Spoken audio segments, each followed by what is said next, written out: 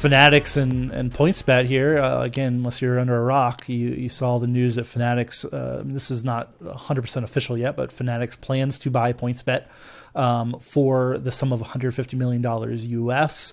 There's still some T's to be crossed and I's to be dotted before all this happens, but it looks like it's going to happen, which, again, fascinating deal. My first reaction was, man, it's pretty cheap. The number being floated for that everybody had been heard is like, $500 million for PointsBet, which even that kind of sounds low given some of the M&A that's happened in the past 5 years. But what were your thoughts when you heard this news?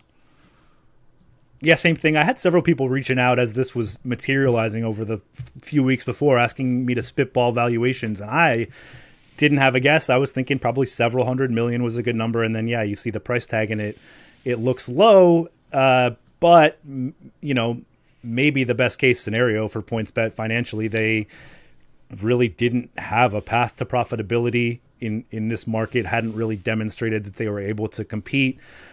Despite having a product that's good and differentiated, they just didn't have it going for some reason in the US, and probably, this is probably a fair value for their operation at this point, despite, all they've invested in it. So, I think, probably just a disappointing result for everyone on the PointsBet side. I think this is probably not what they had in mind when they, began this voyage in the US a few years ago. But in a lot of ways was, is not a surprise as we've, watched their story fail to progress.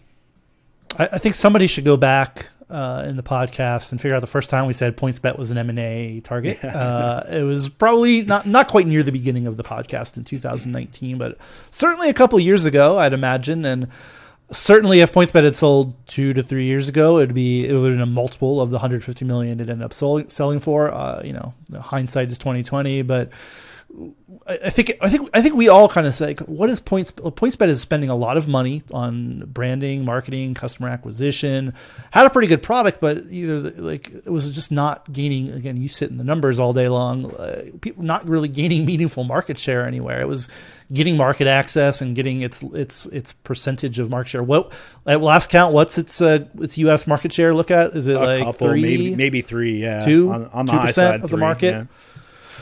And again, they were already they were getting that market share with, again, being marketing pretty aggressively. They had this deal with NBC Universal for, a lot, hundreds of millions of dollars of branding, and over the years, it was just, I think we all just take, what is the end game? What, if they're already spending this and they're just not getting a ton of adoption, what is different? And again, they did this with a pretty good product, I'd argue, one of the best products in the U.S. market right now, and even points betting, which is a differentiated product that really didn't catch on, and maybe we weren't ready for, or isn't that great of a product, but it's at least different than a lot of what we have in the U.S. space. So to me, the number is what stuck out, because we already mentioned most of the things. The score for $2 billion, I don't think the score would be selling for $2 billion. Again, the score is a media organization as well, but I mean, it was bought for, to be a Canadian sportsbook and for the tech. I don't think you would have needed to spend that. Again, Barstool, the Penn Entertainment finished the purchase of that. Again, a successful media empire on top of that, but they were really buying it I think they believe they were going to be number one in sports betting because of, slap Barstool on there, have the media, have all their media personalities say, go bet at Barstool Sportsbook, and this is going to work. That was the final purchase price of that was over $500 million. It's crazy in retrospect. Again, I think I don't know if we're quite making up numbers for valuations not that long ago, but it makes me feel like that way. And to go to the Fanatics side of this, it certainly makes a lot of sense. The aforementioned NBC deal they have, it's not cheap, but it's also not that expensive for a very large company like Fanatics to eat that while they're doing this. They have the in-play tech in the background that I think is probably one of the more valuable parts of this. They have, albeit a small user database that PointsBet has already put together. Again, a better product. All the money that PointsBet has spent on marketing and branding is up in smoke, because we'd all presume that PointsBet goes away once the deal is final. I don't see any reason why it wouldn't. So, I mean, it makes a lot of sense for Fanatics. They're apparently by all accounts, maybe bidding against themselves. They were really the only legit buyer. And the PointsBet side, it sounded like like I think you alluded to this, they were kind of just out of money, right? They had all this, they were going to continue losing money this year, and they were going to have to go. It was reported that they have to go raise to keep going. So this is really, I think everybody, PointsBet had to exit. Fanatics, I think values everything it's going to get out of the PointsBet deal, and it'll be fascinating. I think it makes Fanatics a better player in the short term too. Because I continue to go on record again. Will cold take me in 5 years that I'm not sure the database that Fanatics has is that great. I know we beat this one. You don't beat this dead horse on the podcast, but I do. Are people loyal to the Fanatics brand, or are they just like the stuff that Fanatics makes and the licenses they have? I don't think people are like, yay, Fanatics is a great brand. They happen to make the jerseys and the hats, and they have these relationships that everybody has. I don't feel like, oh, Fanatics, yes, I love Fanatics, I'm going to bet with them too. Is that a thing? Am I crazy? I'll tell you, I'm more bullish on this fan cash promotion than most people seem to be. Yeah. You're essentially getting your sports memorabilia for betting with Fanatics. Doesn't matter what the brand is, you're going to get your jersey as rakeback for your parlays. I think that is. Look, I collect sports cards on the side. If I bet $500 on Fanatics, they'll send me a box of sports cards for free. There's something to be said about that. I think we could talk for hours about how this was handled in the poker days, but I think about the way PokerStars attracted its VIP customers with insane PokerStars gift shop. You could buy a Porsche from your time spent playing on PokerStars. And is your Porsche still running, Eric? Is your Porsche still running?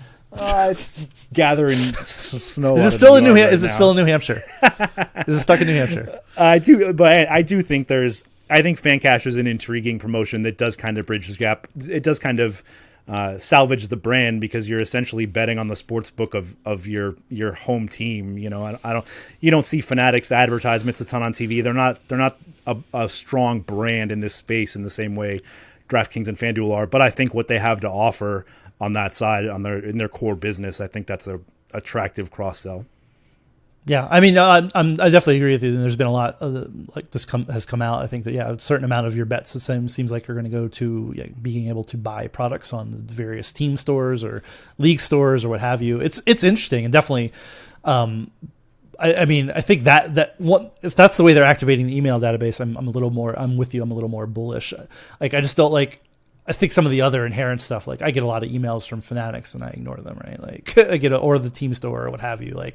I still think the conversion is tough, but I think the retention is going to be great. I agree. Yeah, I'm already betting here. I got a free jersey last year because I'm going to keep betting here. It's an attractive retention and maybe upfront acquisition tool too. But we'll see. I mean, when we talk about and again, going back to the top of the show, it's DraftKings. People say, "Oh, it's not over. DraftKings and FanDuel haven't won." I'm like, they're not that. Right as we sit here, who's going to really disrupt it? Fanatics has a chance to disrupt it. Even if I'm a bit bearish on it, they're one of the few companies that come in here and do that. Bet365. Again, we say that all the time.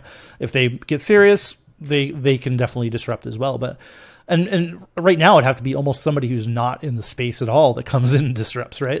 Or takes a product. We have the Europeans all telling us. We have all the Europeans telling us that this isn't how it's going to be either. They're the loudest contingent telling us these guys aren't going to be the leaders in 5 years. But I agree. I just don't. There's just there's no evidence that anyone has what it takes right now to challenge in this space. We will be having a different conversation come 2028. Everything will be different, I'm sure, but it's really hard to connect the dots and find who's gonna get to 25% market share in this country other than those two. Yeah, I mean, there's a lot of space between. It's not over to who's going to come in and do it and how, right? Again, Fanatics is the only one as you sit here. 365 has been more aggressive, but is not right. Is still not we're going to go take DraftKings and FanDuel's lunch. Fanatics at least can. Again, Penn Entertainment, Barstool, they're not. It's clear. Yes, they could spend more on marketing, but is that just? I mean, that's just shuffling the top, the three behind DraftKings and FanDuel. That doesn't get them into tier one anytime soon. So I still whenever the European brands too, it's what what are you going to do? Like your brand has no value. Like your name doesn't mean anything here. Number one. And like, what are you going to do? You're not going to come in and spend a lot on customer acquisition. Your product is good, but it's not like we've already learned that's really, maybe in the next 5 years, 10 years, that becomes way more important than if you have a really good differentiated product.